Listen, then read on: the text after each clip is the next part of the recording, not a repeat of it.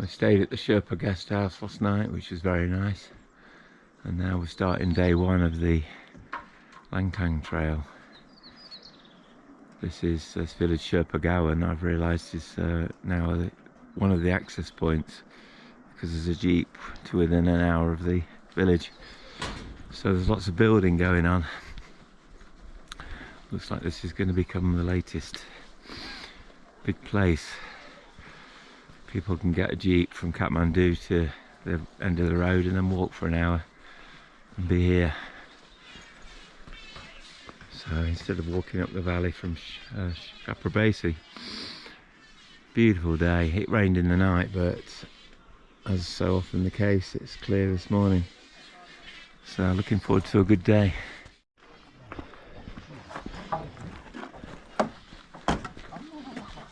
Oh, beautiful door. Nice door, very nice. Very nice.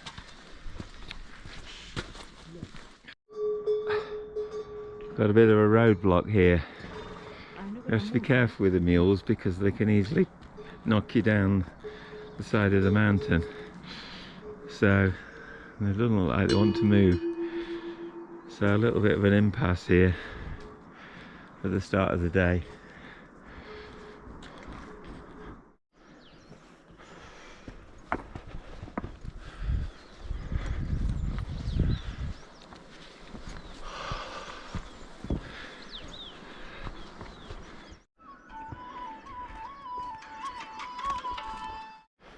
Starting the day on this lovely trekking path with rhododendrons.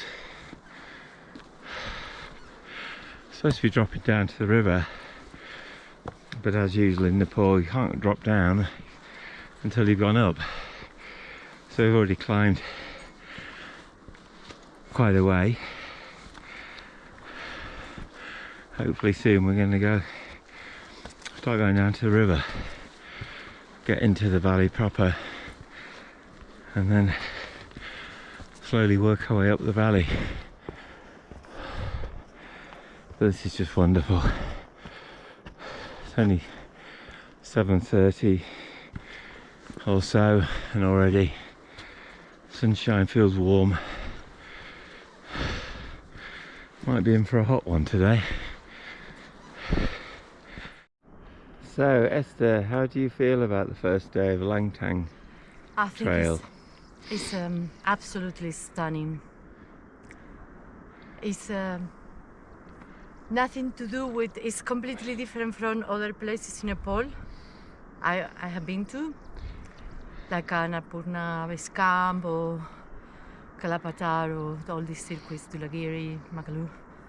This is different. And I love the forest. I love to see the combination between the forest, the mountains, and the, everything is so absolutely stunning. You're excited? Yeah. I'm getting fit as well, yeah, so feeling fit. I'm feeling fit. After the last 3 stages, or I would say the last stage that was absolutely brutal. Yeah. Descending how many meters? 1,500, and then ascending another 600 to go to the tea house. That was brutal, but it was a good training for the upcoming trek. So everything now is gonna be easier. Thank you. Which is great. Thank you.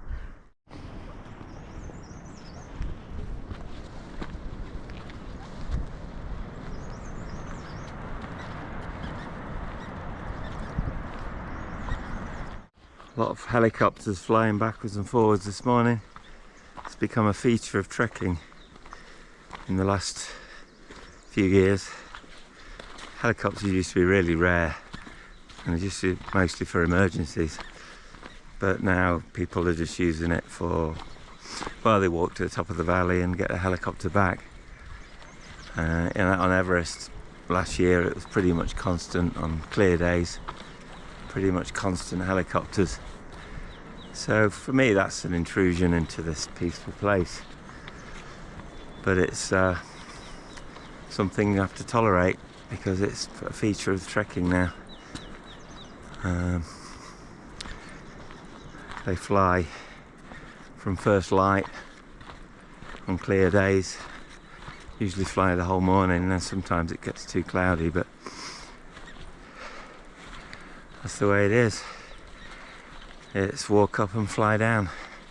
Back in Kathmandu in half an hour. But personally, I like to be here, so I'm very happy to walk back down again. You see different things, and I get to spend more time here, which is the whole point. I'm here to spend time in the mountains, not get back to Kathmandu as quickly as possible. Each to their own, as they say, each to their own.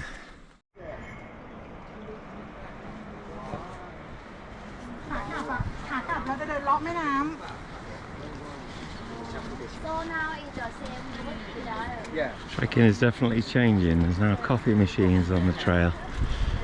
Very old school basic tea house with a ultra modern coffee machine, which a lot of people really enjoy.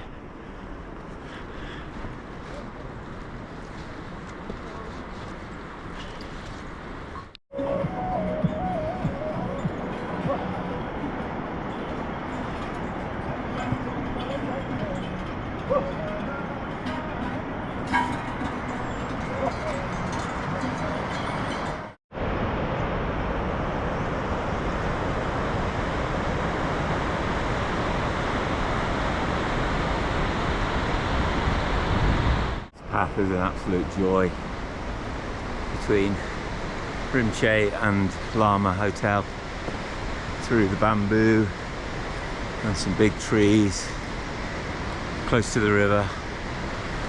You can just hear the river the whole time. Hope you can hear me over the sound of the river, through rocks, and it's just lovely. Really easy, no steep climbs. Just absolute joy. Warning sign not to get between the mules and the edge of the mountain. I met somebody last year who was knocked off the side of the track by a mule. I was very lucky to survive, ended up in a tree.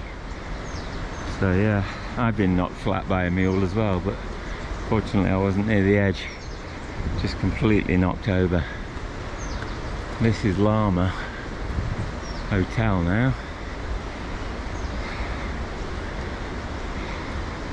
I believe. Yeah, Lama Hotel, which is a big landmark in the Langtang Valley.